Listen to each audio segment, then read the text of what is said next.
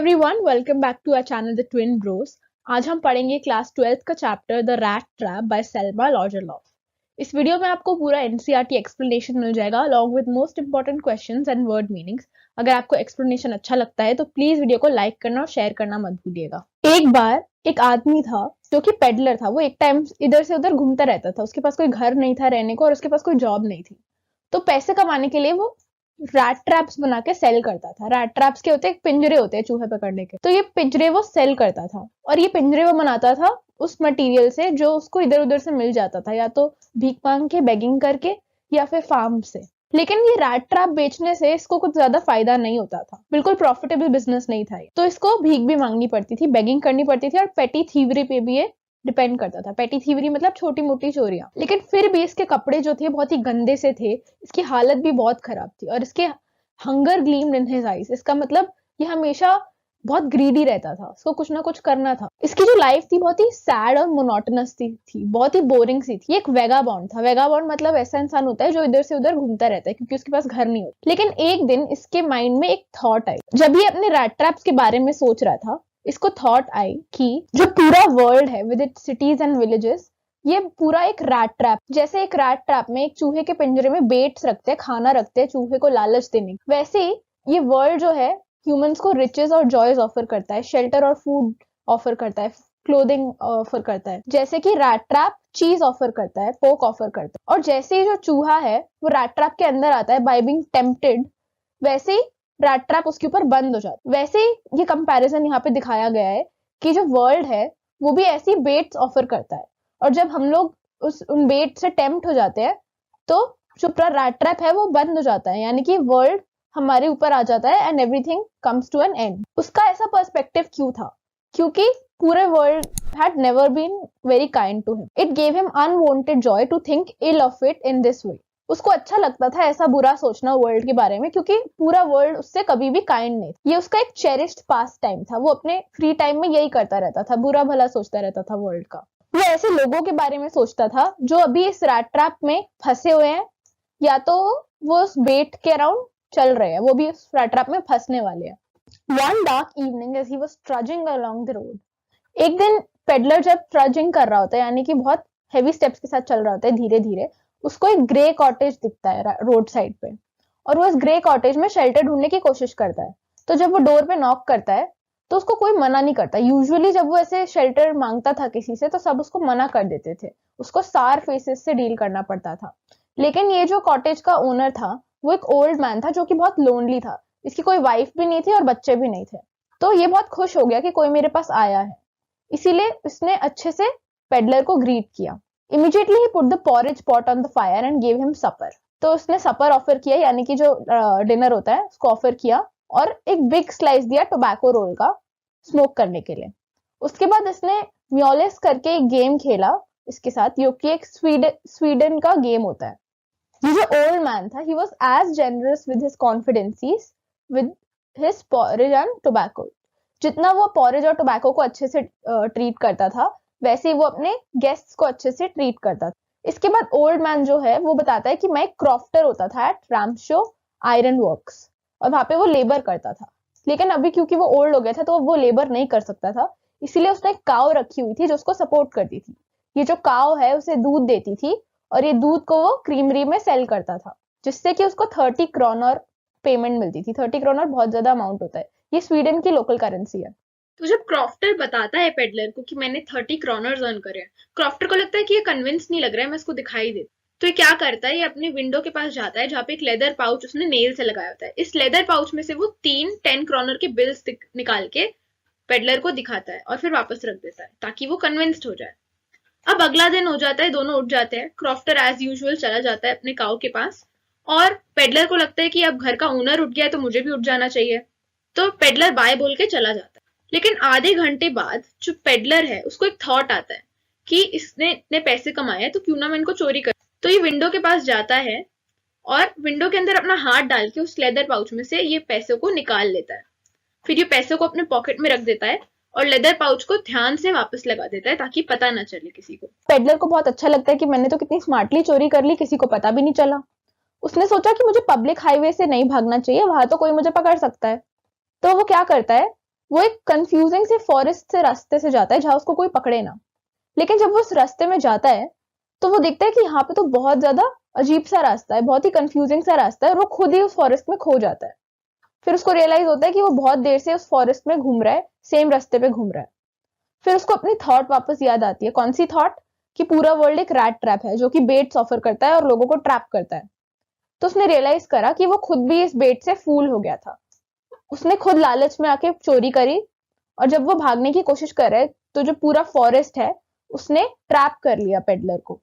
और ये जो फॉरेस्ट है, it was like an impenetrable prison. वो एक ऐसा प्रिजन था जिससे वो एस्केप नहीं कर सकता।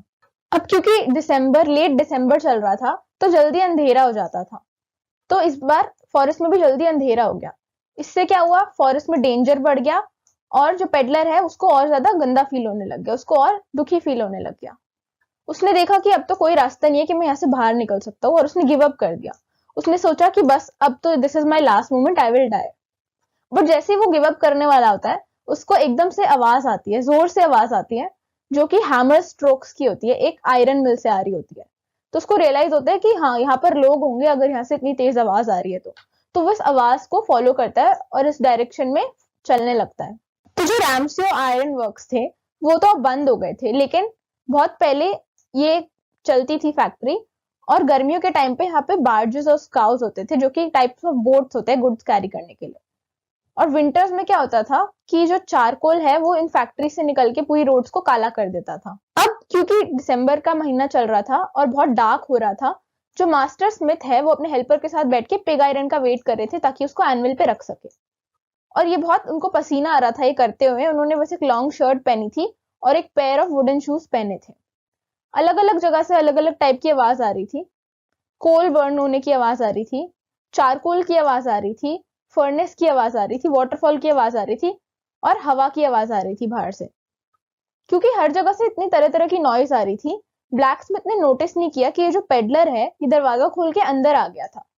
तो बहुत ही कॉमन सी चीज थी वेगाबॉन्ड्स के लिए, होमलेस लोगों के लिए, यहाँ पे आके शेल्टर ढूंढने के लिए। क्योंकि यहाँ पे जो है फायर होती थी, और इतनी ठंड में अगर किसी को फायर के आगे बैठने का मौका मिल जाए तो उसके लिए बहुत बड़ी बात होती है।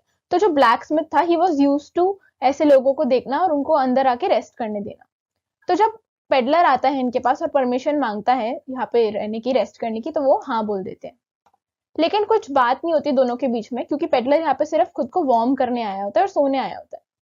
अभी जो रैमसियो आयरन मिल है, यहाँ का जो ओनर है, वो बहुत ही एम्बिशियस था। उसको गुड आयरन को इंपोर्ट करना था मार्केट में।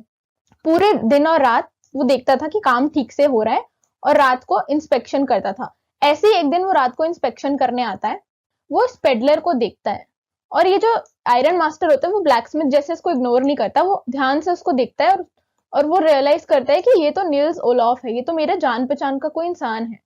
असली में वो निल्स ओलॉफ होता नहीं है, लेकिन जो आयरन मास्टर है वो मिसअंडरस्टैंड कर लेता है पेडलर को एज निल्स ओलॉफ।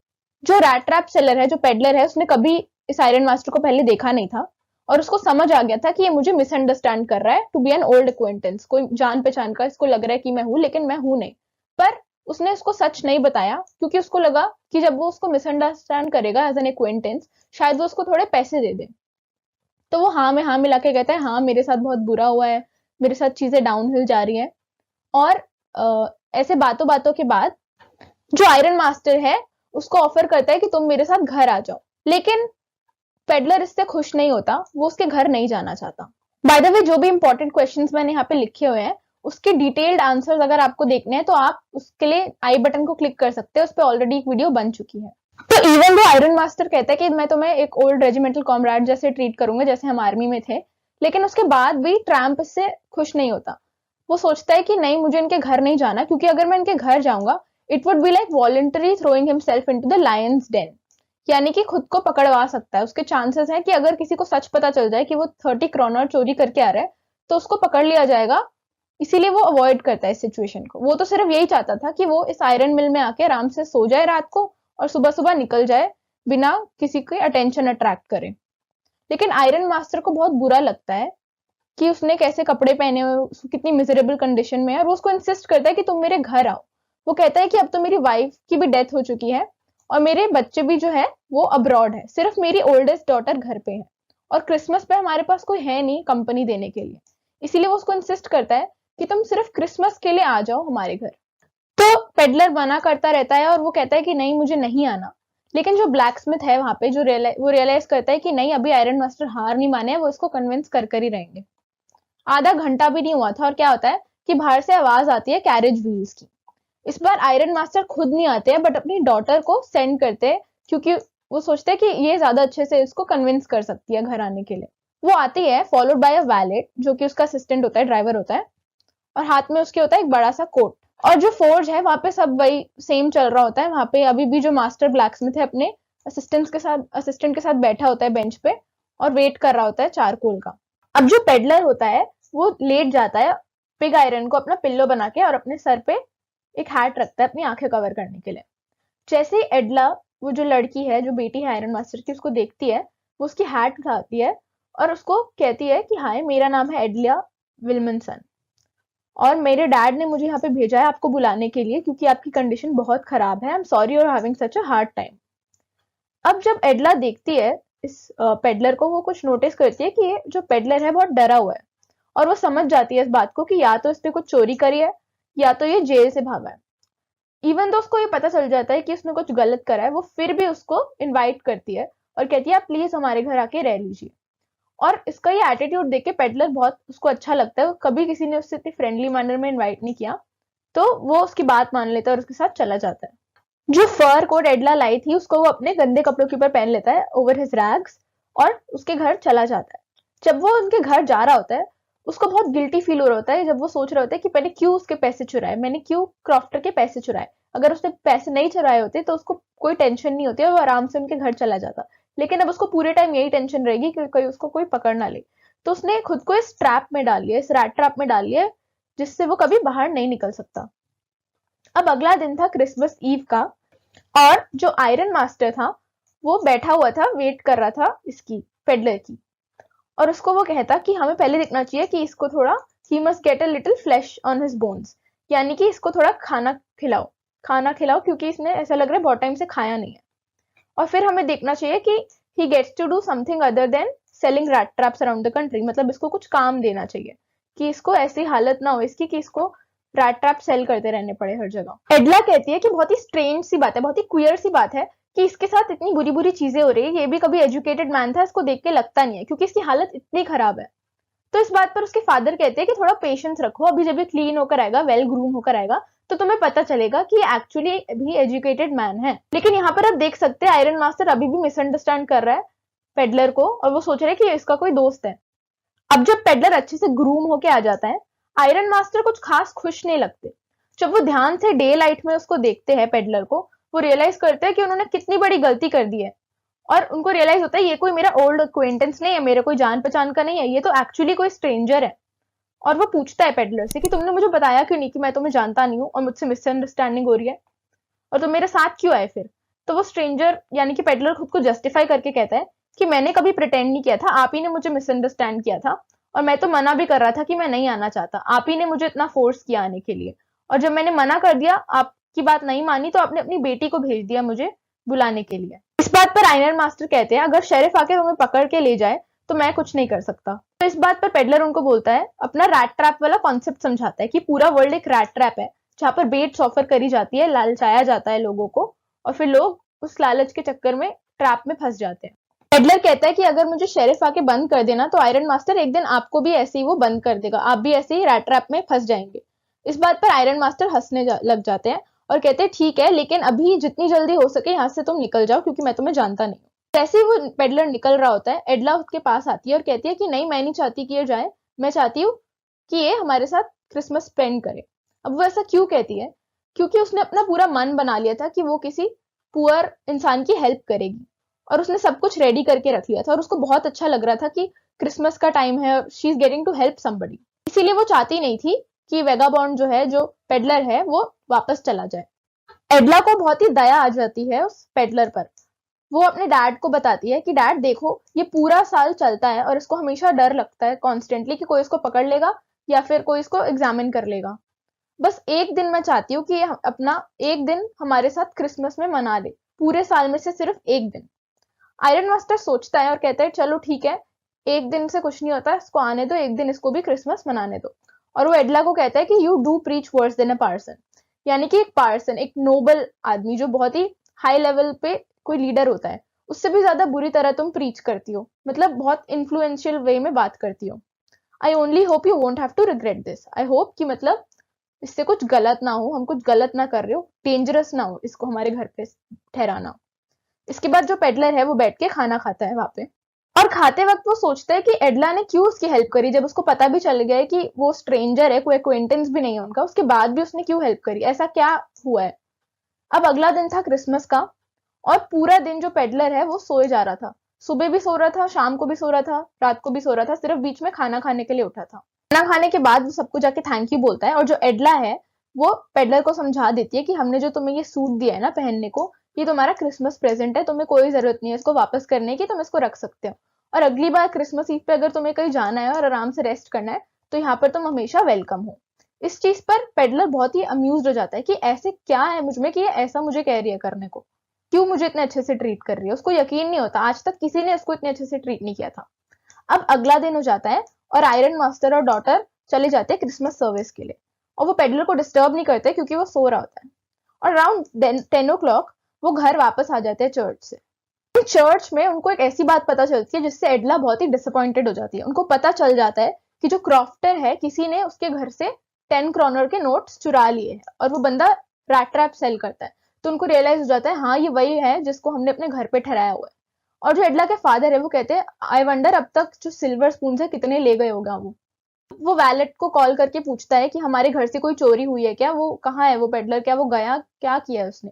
तो वैले उनको बताता है कि नहीं, उसने बिल्कुल कुछ चोरी नहीं करी है, उल्टा वो एडला के लिए, मिस विल्सन के लिए एक गिफ्ट छोड़ के गया है, क्रिसमस प्रेजेंट। अब जब एडला उस प्रेजेंट को खोलती है, वो देखती है कि वो इतनी बुरी तरह रैप्ड है कि अंदर सब कुछ दिख रहा था, लेकिन वो बहुत खुश हो जाती है। क्यों? क्योंकि वो देखती है उसमें एक स्मॉल रैट ट्रैप पड़ा है, और उस रैट ट्रैप के अंदर 3 रिंकल 10 क्रॉनर नोट्स थे, यानी कि उसने अपने पैसे वापस कर दिए थे, स्मॉल रैट ट्रैप के अंदर रख के एडला को वापस दे दिए थे। और रैट ट्रैप के अंदर एक लेटर भी था, और उस लेटर में एडला को जो रैट ट्रैप सेलर है, जो पेडलर है, थैंक करके बोलता है कि तुम्हें पता चल गया था कि मैं एक स्ट्रेंजर हूं, मैं कोई चोर हो सकता हूँ, और फिर भी तुमने मुझे कैप्टन की तरह ट्रीट किया। अगर तुमने मुझे कैप्टन की तरह ट्रीट नहीं किया होता तो मैं ये सब नहीं कर रहा होता। मैं नहीं चाहता कि तुम्हें रिग्रेट हो कि तुमने मुझे हेल्प करी है, इसीलिए मैं ये पैसे वापस रख रहा हूँ, और ये पैसे उस क्रॉफ्टर को वापस कर देना। ये जो रैट ट्रैप है, ये एक क्रिसमस प्रेजेंट है फ्रॉम अ रैट, यानी कि पेडलर से, जो कि इस वर्ल्ड के रैट ट्रैप में कॉट हो जाता अगर तुमने उसको कैप्टन का ट्रीटमेंट नहीं दिया होता। क्योंकि तुमने मुझे इतना अच्छे से ट्रीट किया, मुझे रियलाइज हुआ कि मैं गलत कर रहा था, और तुमने मुझे बचा लिया from being trapped in this rat trap.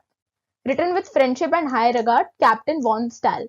तो उसने कैप्टन के नाम से इसको साइन करा क्योंकि उसको कैप्टन की तरह ट्रीटमेंट मिल रही थी, और एक कैप्टन होने के नाते उसका ये फर्ज था कि वो पैसों को वापस कर दे और रैट ट्रैप में नहीं फंसे, वर्ल्ड के रैट ट्रैप में नहीं फंसे। इसी के साथ हमारा ये चैप्टर भी कंप्लीट होता है। अगर आपको एक्सप्लेनेशन अच्छा लगा हो तो प्लीज वीडियो को लाइक करना मत भूलिएगा। अगर आपको डिटेल्ड हैंड रिटन नोट्स चाहिए तो आप हमें टेलीग्राम पे ज्वाइन कर सकते हैं, डिस्कॉर्ड पे ज्वाइन कर सकते हैं, और सारे अपडेट्स के लिए सारे लिंक डिस्क्रिप्शन में आपको मिल जाएंगे। Thank you for watching.